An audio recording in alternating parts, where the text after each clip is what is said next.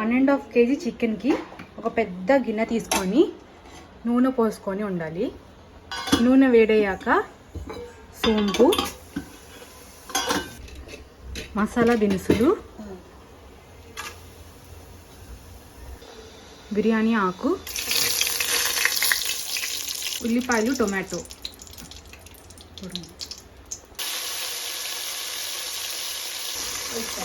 కొత్తిమీర, కరివేపాకు, ginger garlic paste అన్నీ వేసుకొని బాగా మగ్గనిచ్చుకోవాలి. 1.5 kg చికెన్, ఉప్పు వేసుకొని బాగా మిక్స్ చేసుకోవాలి.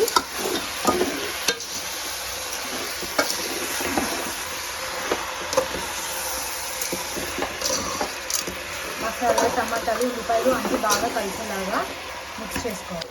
5 స్పూన్స్ కొలంబు పొడి, 1 స్పూను చిల్లీ పౌడర్, కొంచెం పసుపు, జీరా పొడి, మెలగా పొడి మిక్స్ చేసుకొని వాటర్ పోసుకున్నాము. కావాల్సిన వాటర్ పోసుకోండి.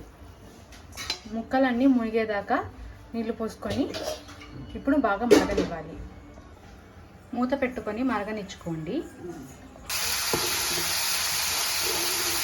బాగా మరగనిచ్చుకోవాలి.